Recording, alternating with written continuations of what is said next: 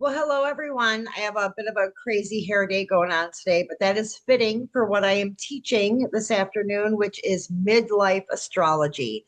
So many of you are about to enter your 40s phase. Some of you are in the midst of it, like myself at 47. Some of you just escaped it barely and may be dealing with some lingering energy surrounding that midlife astrology. So we're going to dive deep today.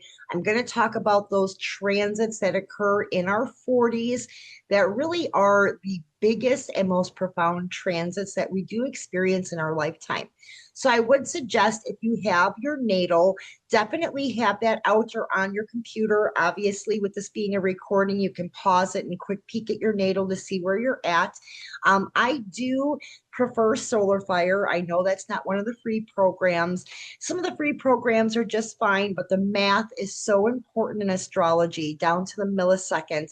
And Solar Fire by far is the most accurate from a math perspective that I have found. And I've used a lot of the free sites to compare, that math aspect. And so Solar Fire, I feel, is the most profound and accurate site there is to generate your natal in many different versions, whether it's harmonics, Vedic, your Placidius. I mean, there's medieval. I mean, you can even do midpoint trees in Solar Fire, which is wonderful. But whatever you have will do for today's class. Just have that natal out if you have it. Otherwise, you can refer to it or reference it after you watch the video, but let's just jump right into it. Let me share my screen. All right. Midlife crisis astrology. I use the word crisis. Transits in your 40s. All right, buckle up and let's get to it. The very first one that's going to hit you, the Pluto square. Beautiful, wonderful Pluto, right? The planet of death, destruction, transformation. I like to refer to it as violent transformation because a lot of times that's what it feels like with Pluto. But this Pluto square is going to hit you between the ages of 36 and 42. It's usually going to kick off just as your Jupiter return is at its tail end, or you've just finished that cycle. Now, when you're looking at your chart, your Pluto square is going to be when your natal Pluto and your transiting Pluto are at a 90-degree angle. So that's how you're going to, for any square that we talk about today, there's 9 main transits we're going to discuss. That is what you're going to be looking for, is that 90-degree angle. Now, with your Pluto square, this is very much a hard aspect. This is that, midlife crisis aspect. And when this occurs, we basically are feeling stuck. You're going to find in your Pluto square, you're feeling stuck and you're wondering where and why are you stuck like this? And that's because Pluto is going to be challenging us. It is going to be challenging our personal truths versus the divine truth, right? Now, personal truth is based on perception, it's based on conditioning, it's based on sourcing. So, environments, situations, the people we're interacting with. Divine truth has nothing to do with any of those things. It is divine universal truth and how we are misaligned to it. And as we enter, that 36 to 42 year range, this is challenged greatly to define the personal truth versus the divine truth and where that misalignment is. Now, Pluto, packs a punch. It's going to clear away the facade. It is going to create many deaths in our lives. It is going to kill off things that are no longer serving us, no matter how comfortable we are with those things, no matter how familiar they are to us. It is going to change aspects in our lives to force us to grow. And it's hard to appreciate it while it's happening. Definitely difficult to appreciate it while it's occurring. But what it's doing is it's trying to level the ground. It's leveling the playing field from a perception point of view, from how we're perceiving, so it can introduce more stability into our lives. Now, while your Pluto square is happening, things are going to be very unstable. They're going to be extraordinarily unstable. But why is that? And I always go back to the same saying, you have to break down to break through. We as human beings do not change because we wake up one day and say, I feel like change. No, we change because something usually forces us to. Something happens very unexpectedly and we have to change. And change is not comfortable. Okay, it's just not. Change is hard. Now, I will tell you that this Pluto square, it comes in after your first Saturn return, and this is actually considered in astrology your first level mastery post your Saturn return. This is where you really kind of evolve. It's an evolution point. And all these unexpected changes that occur that challenge our faith systems, that challenge our trust systems, that force us to surrender and transform, they elevate us spiritually. These aspects, as hard as they are to work through, really do grow us. The lessons during this Pluto square are all about power and control. And it's also about manipulations and consequences. Now, I don't mean just for us, all of us manipulate on some level, and we all deal with consequences to that, but also the manipulations that have been done onto us. So, conditioning. All of us have been our perceptions have been manipulated from the day that we were born by society, TV, magazines. There is that manipulation that we don't even realize is occurring half the time. When we're scrolling TikTok or Instagram, it will challenge and shatter those beliefs, those manipulations, and the consequences that have occurred in our lives because of falling victim to those manipulations without even realizing it. So it's a benefit to us. Now, if we have made some bad choices and we have been manipulative with others, we may be dealing with some nasty consequences as sort of a karmic. I don't like using the word punishment, but as a karmic debt activation, so we can clear the slate, so we can level the ground and welcome instability by going through this period of instability. So Pluto square, now that's the number one midlife crisis transit that will introduce you to the midlife astrological circus of transit. So next we go into the Neptune square. Beautiful Neptune here. This is going to come in about age 40 for most of us. Again, look at your chart. Neptune is Lord of oceans. It rules the blood. Now, I will tell you that sometimes your Neptune square will occur during the same timing phase as your Pluto square. If that happens, sorry. Honest to God, I'm sorry. Suck it up because it's going to be bumpy for a hot minute. But what does the Neptune square bring to us? So at about age 40, our ego is going to start being challenged. Neptune is going to challenge our ego. So this is beyond perception. This is that inner view now. This is how we perceive ourselves, our place in the world. Now, Neptune will create confusion, but it's intentional confusion. It is meant to bring two opposing things together. So your ego doesn't like that. Your ego always is going to want to be in the driver's seat. Sure, it'll let something or someone hang out in the shotgun seat there, but it wants to drive. As Neptune brings these opposing factors together in your life, you're going to find that your ego is getting kicked into shotgun or into the back seat, and your ego does not like that. It wants to be the ruler.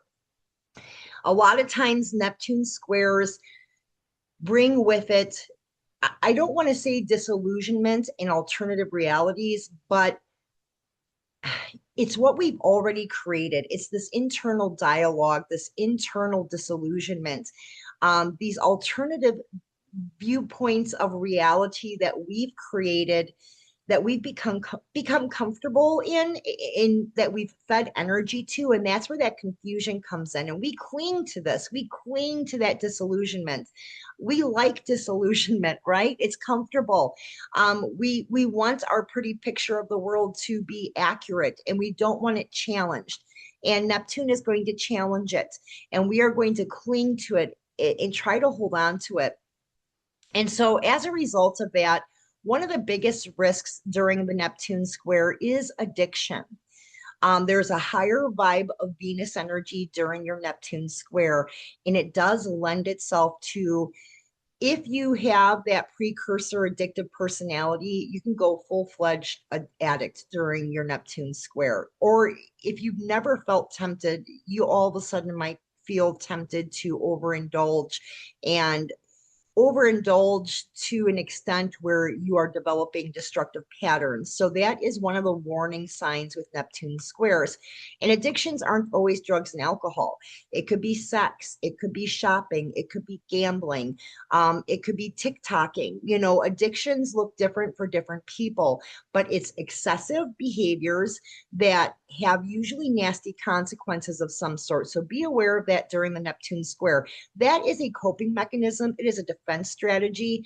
As our ego is challenged, it is going to kind of support some of that because it doesn't want to shatter that disillusionment that we have become used to and comfortable with. It doesn't want reality. So it is going to feed this alternative reality, which is found in addiction. So always be mindful of that. Sometimes you meet people and they didn't start drinking till they were 40, or they didn't start gambling till they were 40. Well, that's that Neptune square. That's their ego trying to, you know, stay in control, I guess is a good way to put it. But you're going to find during your Neptune square that the old dreams that you've had start to fall away. Again, reality is replacing disillusionment. You're going to start reconciling in your life what really matters to you. You're going to ask yourself those hard questions. What do I want? I'm 40. Half my time here is done. What do I want to invest my energy in? There's going to be a breakdown of who we think we are. We are going to start looking at ourselves with that internal lens in a much more magnified manner. Who are we? Let's break it down. Do I like what I'm looking at? We need to start stepping into our true selves. And that's what Neptune wants. It wants us to step into our true, authentic selves. And it is going to shatter all those illusions that we have and force us to if our ego headbutts it too much. This is your Neptune square is a values exercise. What are your values?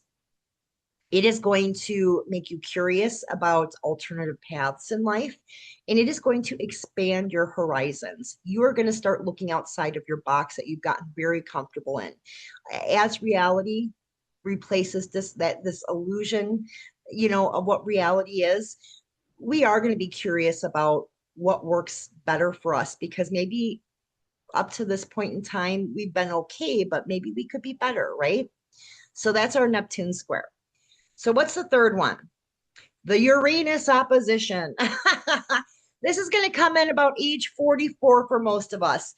And, you know, it's total Uranus energy. It's that core midlife crisis energy. Us females are probably entering perimenopause. Our Kundalini energy. If any of you have been part of my Sacred Sexuality series, I talk about Kundalini and the Kundalini chakra points, the energy work related to sex magic. And at this point, during the Uranus opposition, our Kundalini is changing. In some respects, it's not deactivating, but it requires more focus to activate. Your physical symptoms, hot flashes.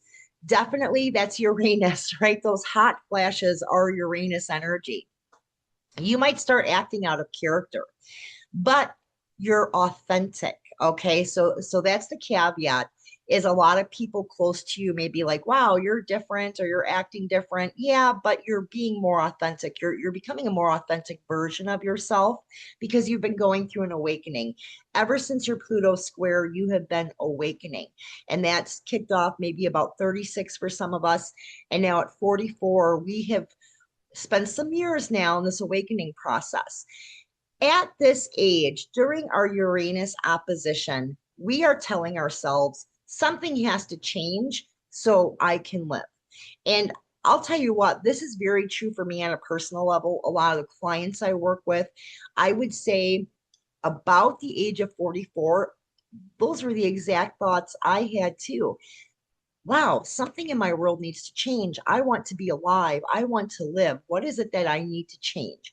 There is something that has to change here. And a lot of us go through that about the age 44. It's very, very accurate. That's Uranus, you guys. That is that Uranus opposition. It brings out rebellion, the best kind of rebellion. It is about personal freedom, about being authentic, our authenticity in the world. You know, Uranus is all about electricity and speed, right? It's that electrical charge, it's that fast, fast, fast, pow change. And that's what Uranus is bringing to the table. It is rebelling because you want that authenticity and just busting through barriers. Like at crazy speeds, right? It happens very, very quickly. And part of that too is because during your Uranus opposition, you will have a high vibe level of Mercury. And what is Mercury? Mercury's communication. It's e-commerce too, or just commerce in general. A lot of successful business owners really hit their peak around age 44, and that is Uranus opposition. That is that Mercury vibe. So if you're an entrepreneur, you are thinking about maybe being an entrepreneur, Uranus oppositions are a perfect time for business owners. It really brings in that Mercury high vibe level of energy. It brings in that authenticity, that electrical fast response energetic system. And it's just a beautiful period of time to do something with business. So just kind of an FYI there. Can it be difficult? Of course. All of these can be difficult. Awakening is difficult. Yeah, you're going to be a little bit different, and you might notice some people that have been in your life for a long time drop out because during your Uranus opposition, you are going to be out of character because you're developing new character. You're being more authentic. And that might be hard for some people that are used to you being a certain way, and now you're not that way anymore. I think the most difficult part of the Uranus opposition, honestly, are the hot flashes and the perimenopause symptoms. Honestly, more than anything else, everything else I think is manageable. Those two are kind of, headache energies that are just par for the course during this particular transit. Okay, moving forward, we have our Saturn opposition. So a lot of people talk about Saturn returns, and yeah, Saturn is the planet of responsibility and restriction. It is karma on a grand scale. It's that south node energy sometimes. It has north node energy too, but Saturn can be a toughie because Saturn holds us accountable, and we don't like that. Your Saturn opposition is different than your Saturn return, however. Your Saturn opposition is going to happen right around the ages of 44 to 45. Hang on, I got to take a sip of my pomegranate juice. Sorry. Now, it is linked closely to the Uranus opposition. So the two might sort of overlap a little bit. Usually near the end part of your Uranus opposition, your Saturn opposition is going to kick in or right afterwards. Now, Saturn has lots of nicknames. Lord Kronos, the Carpenter, whatever you want to refer to Saturn as. Saturn is a reality check. The opposition at this age is a reality check. It wants you to review the lessons you have learned starting back with that Pluto square at about age 36 to now at about age 45. What have you learned? It wants you to take what you've learned, which probably is quite a bit, and build stronger structure around it. It wants you to structureize those lessons that you've learned so that you have a firmer foundation for your future. Now, Saturn oppositions will bring consequences if you did not learn the lessons you were supposed to from Pluto and from Neptune during those squares.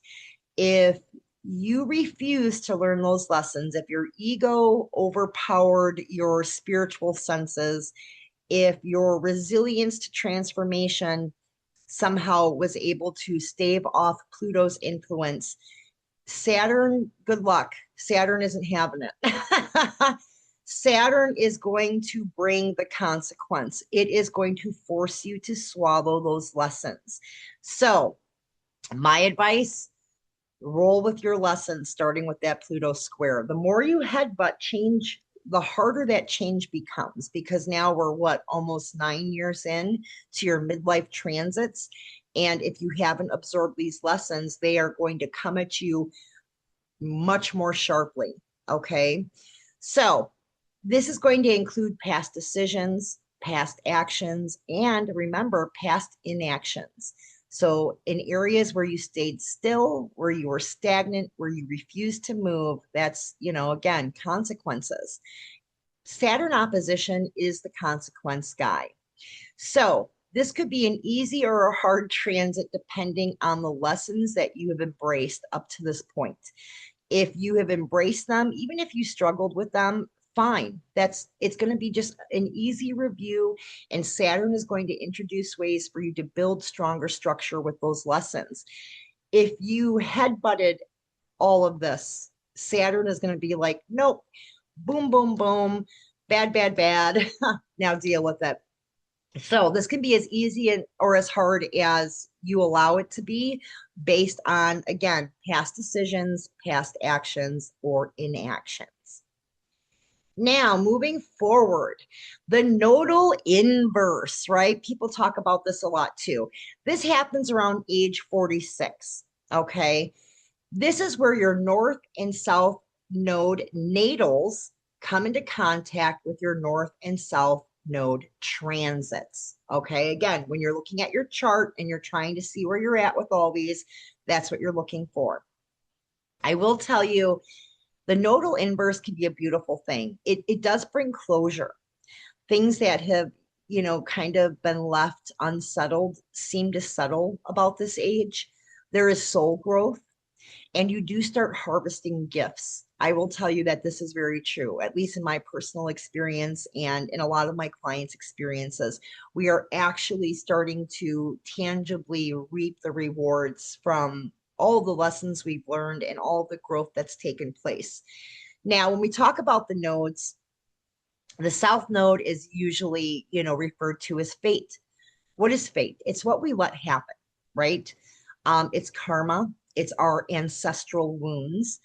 It is very similar to Chiron, which Chiron's on this list of midlife astrology, which we will get to. It's one of the last ones.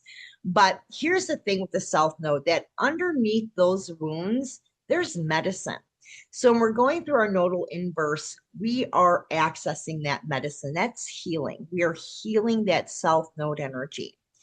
This is when our conditioning really falls apart. We are, like I said earlier, we are all conditioned. Okay. From the moment we are born, we are conditioned by our family, our environments, the situations we encounter, the relationships we enter, the amount of money we have, what we do for a living, what we watch on TV, what we read in books, what we smell when we're walking down the street. We are conditioned 24/7. And it's at this age where that conditioning, the lingering bits of it, completely falls off. It's gone, which is a beautiful thing. Now, when we talk about the North Node, the North Node is what fills you up, right? It excites you. It's your destiny. It's what we are working towards in this life, right? It is our spiritual evolution. Now, the North Node is foreign territory to us. So it can be a little bit scary because it's not something that we're used to or familiar with or comfortable with. And the biggest part of working towards our North Node is getting out of our own way. We have a tendency as human beings to be our own worst enemies at times, right? We have to get out of our own way. There is going to be a voice in the back of your head that is telling you, you can't do that. You can't do this. What are you thinking? That's the voice of the South Node. Once you get under those ancestral wounds, you reap that medicine, you harvest that medicine and you're healing. That South Node voice will go away. But at first, especially when you start your nodal inverse at age 46, the first part of this, that South Node is going to be issuing all kinds of crazy warnings. Acknowledge it, thank it for warning you, and then full steam ahead towards your North Node anyway. You want to work towards what is filling you up, what is making you excited, what is calling you. So this can be hard, of course. This nodal inverse comes with, a few challenges. However, this period of time really is beneficial for us. Some of our greatest joys in life are found during our nodal inverse, more meaningful relationships and connections, more prosperity and abundance in general, whether it's financial or in our professional life or our family relationships, our friendships, finding our tribe, our health, our physical health, our sexual health. So, I mean, some of our greatest joys really are harvested during our nodal inverse, which again is about age 46. So, something to look forward to, right? The Mars phase return is next. Oh, Mars, right? Now, this happens at age 47, but there are other ages that this happens to us as well. And I kind of listed those in parentheses for you. We deal with Mars phase returns at, excuse me, the ages of 2, 15, 32, 64, 79, and 96 if we're so lucky. But this is a specific one at the age of 47, which is a little bit more strenuous than the other ages. Mars phase returns, there's about 13 phases with 4 different motives, there's 12 different cycles. Right now, as we're talking about this, we are in a Capricorn phase cycle. Now, in this Capricorn Mars phase return cycle, there's a lot of action going on in the world that is centered around wars, battles, if that ain't the truth, right? But also loyalty, fierce loyalty and devotion. Agriculture, the embracing of agriculture, agriculture lovers. This is also a big part of this current phase return. Now, at age 47, you are going to go through what I call sacred agitation, right? It's an irritant, but it's sacred. It is agitating you because it's bringing something to the table. I use the term sponda. What is a sponda? It is, okay, so it's like the bank of a river, right? It's a boundary, it's a border. And that is what Mars, that sacred agitation, it is crossing boundaries and borders. It's pushing through boundaries and borders. It's that sponda effect. Um, and it's, why is it doing that? It is maturing us. It's maturing us on every single level. It's helping us finish out our cap phases, right? It's getting us to the end part of that Capricorn phase. So during this sacred agitation period at about age 47, you are instinctually going to want to do what you are. And what I mean by that is authenticity is everything. We've talked about that, back with the Uranus opposition, but now during your Mars phase return, there is no other option but authenticity. There's no way you're not going to be anything but authentic. There is a somatic instinct to plug into self, right? You are going to begin to embody through your actions your authentic self.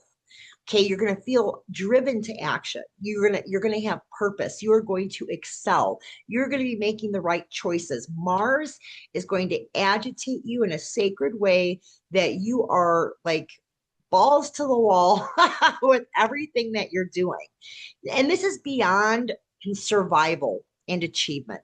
A lot of our early life stuff and even our early mid, like our Pluto squares and stuff, there's a lot of survival mechanism there. There's still a lot of achievement mechanism kind of lingering. And that really is washed away with this Mars phase return at 47 specifically. You're not in survival mode anymore. You don't have that capitalism, colonialism type mindset anymore. You're full of desire. It's hard to explain. You're being called. And when I use the word desire, I don't mean sex or anything like that. You want to engage in things that light you up. Like, what we were talking about the North Node, how it fills you up. Mars is going to fill you up with sacred agitation to just go towards your calling. Whatever is calling to, you're going to desire it on such a strong level. Like you can even physically have symptoms because of that. So every 24 to 26 months, FYI, there generally is some sort of phase return activity. Phase return activity will run the entire time. So it's not like it comes in highs and lows. You're going to be experiencing that sacred agitation for that entire period. And during this, Your old habits, your old behaviors, your old thoughts are going to try to convince you not to do the new thing. Just like what we were talking about with your nodal inverse, that south node, you can't do it, whispering in the back of your head. During a Mars phase return, there will be some of that. There will be some of that old habitual thinking and feeling that is going to try to dissuade you from that calling, that agitation to just move towards what you're called to. So again, acknowledge it. That's a normal human aspect, unfortunately. And then just push it aside and keep forging ahead. Mars is going to give you the steam. Okay. Mars is very good at giving you steam. Um, it is going to ask you, your Mars phase return at age 47 is asking one question. What is your contribution to the world? Because now you're beyond survival and achievement, and you're looking out, you've matured. What are you contributing? And that's going to be a hard question for a lot of us to ask, right? Or to answer for ourselves. I know when I had to answer this question, I'm 47 this year, and I've already been confronted, with this energy and, full steam energy, sacred agitation energy. And I had to answer this question for myself. And it can be multifaceted and complex. But you're going to need to answer this question to yourself. What is your contribution to the world? Mars will not release you from a phase return until you've answered that question. I will tell you that the Mars phase return can be very complex. And there is one gentleman, his name is Adam Gainsberg. He has a bunch of books published, he does classes. If anybody is at the age 47 or you're about to be 47, I do suggest maybe looking him up online. There's some free articles he's written online where he does a really wonderful job deep diving into the Mars phase return. Because sacred agitation is a beautiful thing, but just like when we were talking about Neptune and the potential for addiction, with Mars, there is the potential for violence, right? So it is not a bad idea to just familiarize yourself with, the aspects to be aware of and to look out for. It's way too much for me to present in just this one lesson. But I am putting his name out there just because I think he's a great resource when it comes to Mars phase returns, especially this specific midlife crisis one at age 47. All right, your Venus cycle return. Now, this is a very complex one too, because we actually, for those of us, well, I'm 47, but for those of you aged 48 or older, there are no more cycle returns after this current one. So let me explain. So the Venus cycle return is every 8 years. It's an 8-year cycle. And we're looking specifically at the one during your midlife crisis period, your 40s, which happens at age 48. Now, you also will experience these Venus cycle returns at the ages of 8, 16, 24, 32, 40, 64, 72, 88, and 96 if you're so lucky. Now, why aren't we talking about the one that occurs at age 40? Well, because it doesn't have the steam that this one does. Because you have to remember, this Venus cycle return is coming in after a Mars phase return, after Saturn opposition, after Pluto squares. You have all of this major activity, and now here comes Venus, right? And that's why this one's important. That's why this one is the one we're talking about. At age 40, yeah, maybe you've dealt with a Pluto square, but that's about it. Look at all the other shit that's happened before this, right? So this is compounding all these lessons that we've talked about, all this growth that we've discussed that's happening in our 40s. And now here comes Venus at age 48. Now, right now, we have been in the same cycle since 2017. Okay, so if you do the math, we're going to be coming out of that very quickly here. And this particular Venus cycle is how we put life back together when we grow up, right? Because our life does change. We learn all these lessons, we become authentic. We're steaming full, steam ahead towards what we want in the world. That definitely insinuates that we're leaving a lot of things behind. We are shaking off a lot of old things. We're closing loopholes. So how do we put life back together after doing that? Because if we don't address that, we're creating almost like karmic cysts or unresolved, unfinished business scenarios. And so we're is the unresolved in our lives? What is still unresolved? During your Venus cycle return, it's all about resolution. It's about closing those stop gates, right? So if there is something that you've left behind that you really haven't had closure with, your Venus cycle return is going to bring the closure so that it is not following you, so that energy is not creeping up on you in some unexpected way. Your Venus cycle return is going to help you deal with it, close it out. So Venus rules values. So again, you're going to be evaluating your value system and questioning, are you living these values? If you're not, Venus may pull some shit to make sure that you get back in line because, sometimes the universe needs to remind us. And so that happens a lot with Venus cycle returns. The other thing that we see a lot during this period at age 48, which I'll be going into in February, right? It's more compassion with ourselves. And that compassion with self comes in during a Venus cycle return so we can meet others with compassion. We can't interact compassionately with others until we have that for ourselves first. And that is a lesson that comes in at about age 48 with your Venus cycle return. This cycle return is about making love to life, really enjoying life, enjoying all of the beautiful, wonderful things we are able to harvest and reap from this physical life that we have. It's a very short blip on the screen, but boy, we can have fun with it, right? And Venus tells us, hey, go out there and live your life, have fun, enjoy, just be compassionate, make sure you're sticking to your values, don't do anything too shady. Right? Venus is like, come on, guys. Um, this is all about how we show up in the world. So your personal style, your relationships, this is very heightened and solidified during your Venus cycle return. You are literally walking your talk, right? You're not just talking anymore.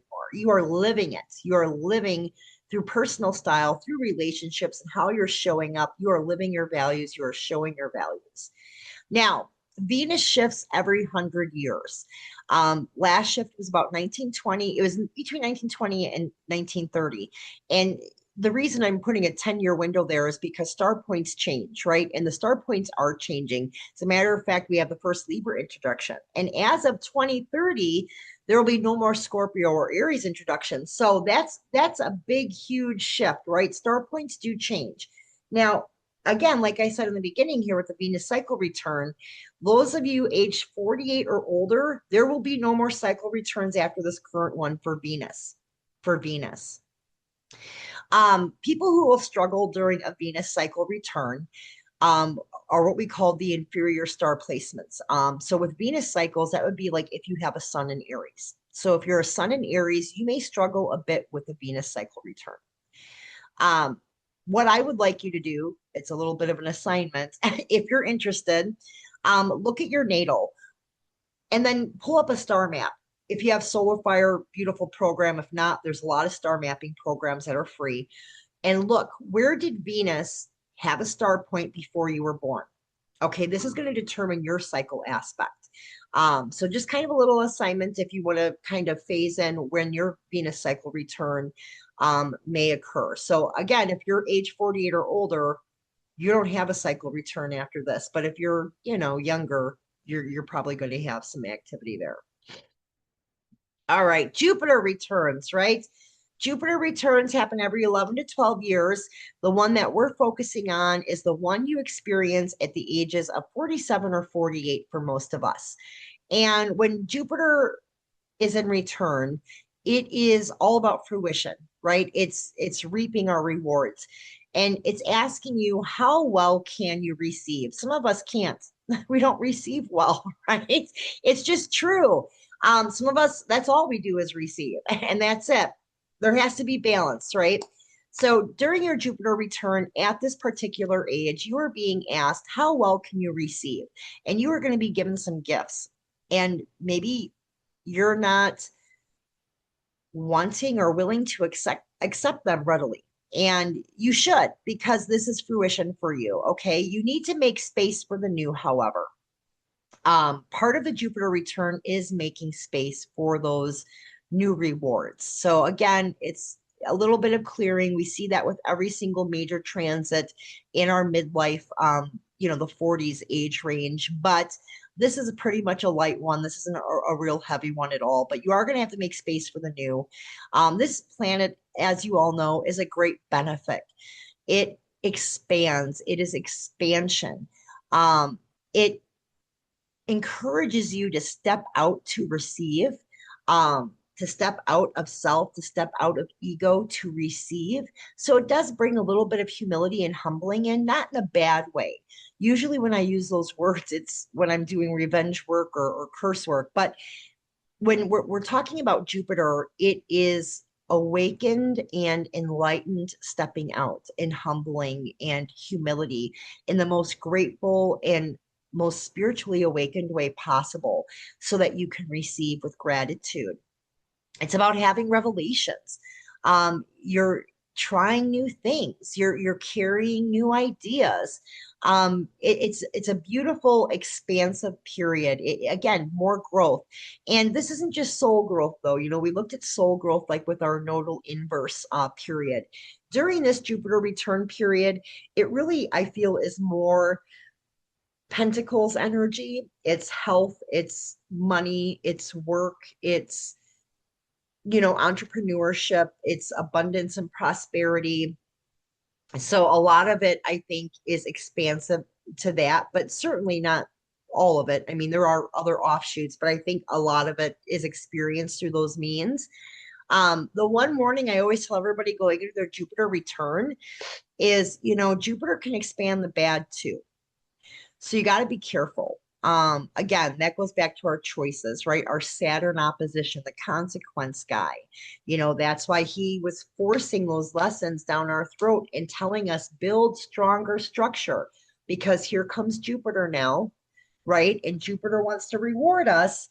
But if we still have all this bad, ugly energy hanging around, it's going to expand that too. And we don't want that. So be careful. Learn your lesson during your Saturn opposition. If nothing else, embrace it at that time. All right, Chiron. Okay, Chiron. All right, so this hits us about age 48 to 51. So in that time span is when you are going to be dealing with your Chiron return.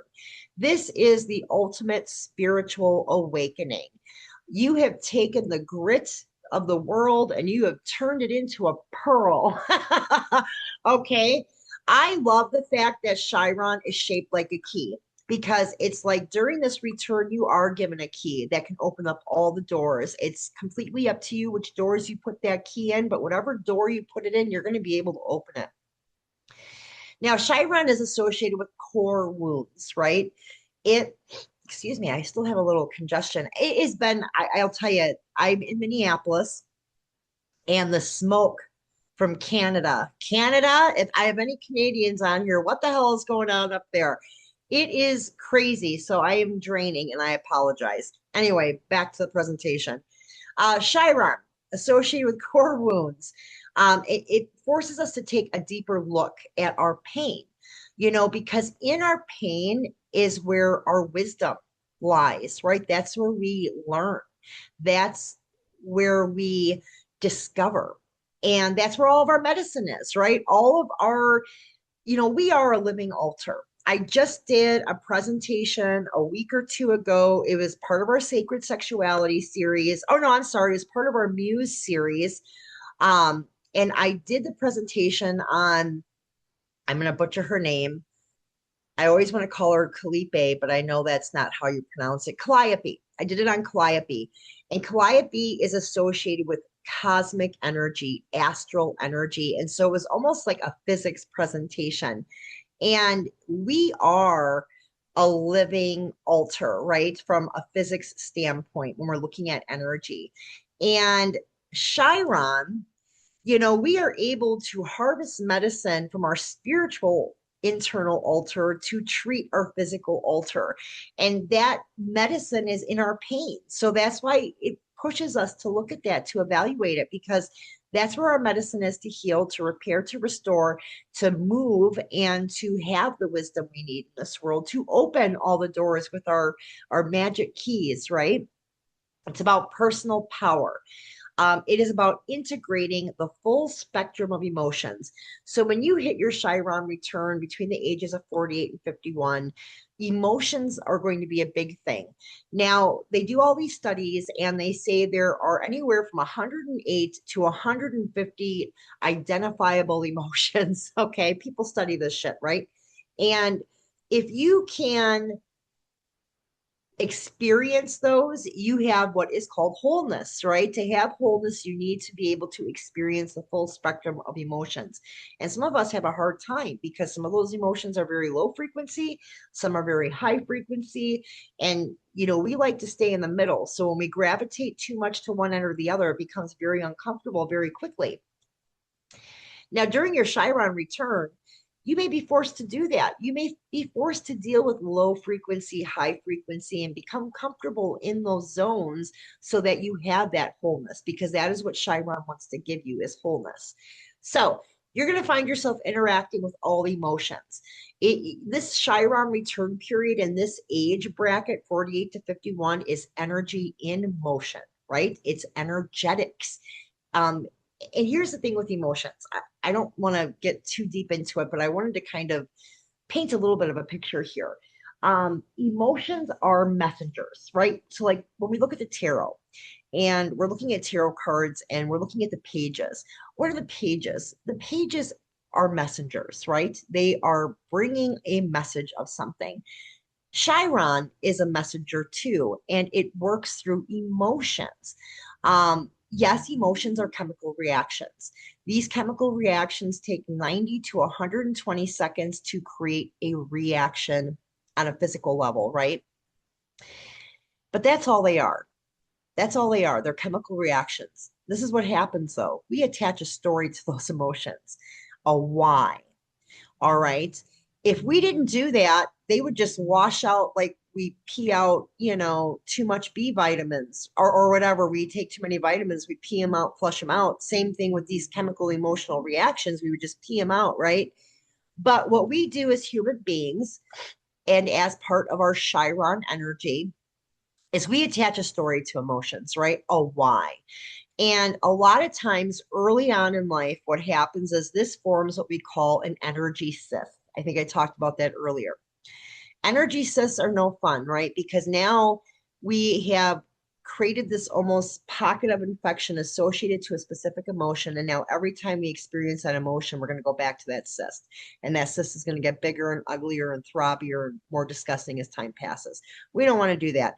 Chiron during its return phase, during our midlife, is saying no more cysts. Some of these are just emotions. Just know what they are and stop attaching fucking stories to them and move on. So they are hard aspects, but they are motivating. They're motivating to us. Emotions can be hard, but it's also a learning exercise, really an emotional learning exercise to motivate us to not attach stories to everything. Now, during this Chiron return, the oppositions are starting to pull away. Okay, so you're not going to be dealing with a lot of oppositional stuff after this. The only thing you're really going to be dealing with is anything you've held too tightly, old beliefs, old conditioning. If you're holding on too tightly to some of those things, yeah, you might be hit with some more oppositional transits later in life that might be difficult. But usually this is the last one, quote unquote, because after this period, you're dealing with a lot more of conjunction type energy, conjunction transits. During your Chiron return, you're coming into your archetype. It's evolutionary. You're pretty much there already. You're acknowledging it. You're aware of it. You're molding it. You're crafting it. I like to compare this period also to Pluto during your teenage years. Now, when you're a teenager, Pluto goes through what I like to call a narcissistic stage, right? Now, during your Chiron return, there's a little bit of that. while you're identifying emotions and you're learning to detach these story models to them, there is a little bit of that same energy you experience as a teenager when Pluto is very narcissistic, that kind of raises its ugly head and says, hey, that's mine. That's me. That's my story. Blah, blah, blah, blah, blah. And it creates a little bit of friction there. But, in the great big scheme of things, it's very manageable. It's just something I like to warn people about, that you might get a little bit of that. Let the story go. Who gives a shit about the story? You're 48 to 51 years old. Enjoy life. To hell with it, right? To hell with the story. Um, the other thing I like to bring up with the Chiron return is linear time moves us out of our soma. And when I say soma, I mean our body, right? Our physical cage, construct, whatever you want to refer to it as. Our physical body, our soma, it's constrictive. It is very constrictive. And Chiron reminds us, that linear time, it kind of moves us away from that physical body element and into our spiritual body. So again, there's that spiritual awakening, but also an elevation where we're not really worked up too much about our body anymore. Yeah, we want to probably maintain good health, but we're not waking up and putting on 3 coats of makeup every morning. And if you are, how the hell are you having the energy to do that? Number one, I'm 47. I don't do that shit. I put moisturizer on. If I'm going out, maybe a little bit of foundation, but forget it. Usually during your Chiron return, you're like, fuck it. Unless it's a major event or a wedding or something, you're probably not too worried about it. Again, we're more aware of that linear time, and it is taking us away from our physical body focus outside of the health peridium, of course, because Mars is still going to push that a little bit. So that is your Chiron return. All right, what do we got? Nothing. That was it. I think that was 9, right? There's usually 9 major midlife astrological phases, and we just went through them all. Let me get rid of my screen here. I am a little sniffly. I apologize again. Canadian smoke. Thank you, Canada. That's it, folks. So those are the major midlife crisis astrological happenings in the 40s. So really it's age 36 to age 51, but I just say in your 40s because they are considered midlife crisis, and they really are. Those are the biggest transits, and the reason why they're the biggest too is because look at the order that they're in. Some of them are even overlapping. It's like boom, boom, boom. It's like getting pushed down to the ground and then kicked repeatedly. Like 9 people line up, and some of them are kicking you one at a time. Some of them are kicking you twice at a time, right?